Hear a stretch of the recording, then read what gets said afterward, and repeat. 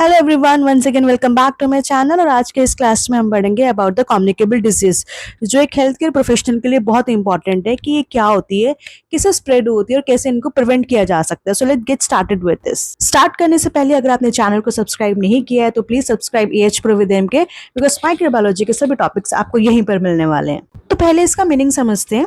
ये ऐसी डिजीज होती हैं जो किसी भी इन्फेक्टेड पर्सन से किसी दूसरे पर्सन में, किसी हेल्दी पर्सन में ट्रांसफर होती है। अब चाहे वो डायरेक्टली ट्रांसफर हो या इनडायरेक्टली। एंड इनके जो पॉजिटिव एजेंट्स रहते हैं जैसे कि बैक्टीरिया, वायरस, पैरासाइट्स और फंजाई। अब क्वेश्चन ये राइज होता है कि हेल्थ केयर वर्कर्स इन्फेक्शन के इतने हाई रिस्क पर क्यों होते हैं। चलिए समझते हैं। क्योंकि ये पेशेंट के कॉन्टिन्यूस एक्सपोजर में होते हैं, जैसे कि पेशेंट के ब्लड और बॉडी फ्लूइड के कांटेक्ट में, ये किसी भी नीडल स्टिक इंजरीज या एयरबॉर्न इन्फेक्शंस और कभी कभी improper personal protective equipment use की वजह से इन्फेक्शंस के रिस्क बहुत ज्यादा बढ़ जाते हैं। इसीलिए हॉस्पिटल्स में proper infection control practices follow करने चाहिए, जो कि एक्सट्रीमली इंपॉर्टेंट है। कम्युनिकेबल डिजीज को हमने 3 मेजर ग्रुप्स में डिवाइड किया है, जहां पे सबसे पहले हम बैक्टीरियल डिजीज के बारे में पढ़ेंगे। First is the tuberculosis caused by Mycobacterium tuberculosis. ये एक एयरबॉर्न डिजीज है जो रेस्पिरेटरी सिस्टम के लंग्स को सबसे ज्यादा इफेक्ट करती है।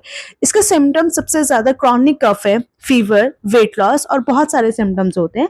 इसके प्रिवेंशन के लिए बीसीजी वैक्सीन और मास्क का यूज करना बहुत इंपॉर्टेंट है। Second is the typhoid caused by Salmonella typhi. ये ट्रांसमिट होता है कंटामिनेटेड फूड और वाटर से। इसके सबसे ज्यादा सिम्टम्स रहते हैं फीवर और एब्डोमिनल पेन। इसको प्रिवेंट करने के लिए सेफ ड्रिंकिंग वाटर और proper hygiene condition and cooked food भी कंज्यूम करना चाहिए। Third is cholera caused by vibrio कॉलेरे।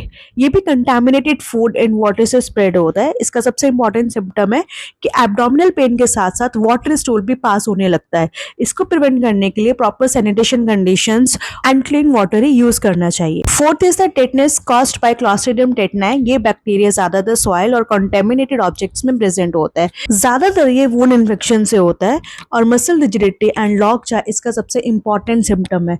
इसको प्रिवेंट करने के लिए टेटनस टॉक्साइड वैक्सीन लेना ना भूलें। Last one is the diphtheria caused by corynebacterium डिप्थीरिये।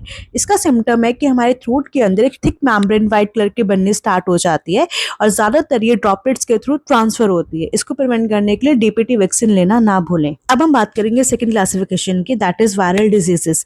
यहाँ पर हम ऐसे वायरसेस के बारे में पढ़ेंगे जो कम्युनिकेबल डिजीज कॉज करते हैं।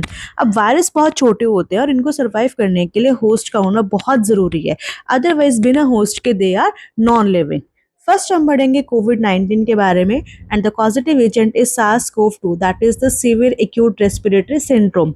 ये ट्रांसमिट होता है ड्रॉपलेट से, एरोसोल से, डायरेक्ट कॉन्टेक्ट से, इनडायरेक्ट कॉन्टेक्ट से। एंड इसके सिम्टम्स रहते हैं fever, cough and shortness in breathing. इसको प्रिवेंट करने के लिए मास्क और vaccination is very important. Second is the AIDS which is caused bye HIV। ये भी ट्रांसमिट होता है contaminated blood and body fluid से। ये इम्यून सिस्टम को इतना वीक कर देता है कि डेथ होने के चांसेस फॉर श्योर रहते हैं।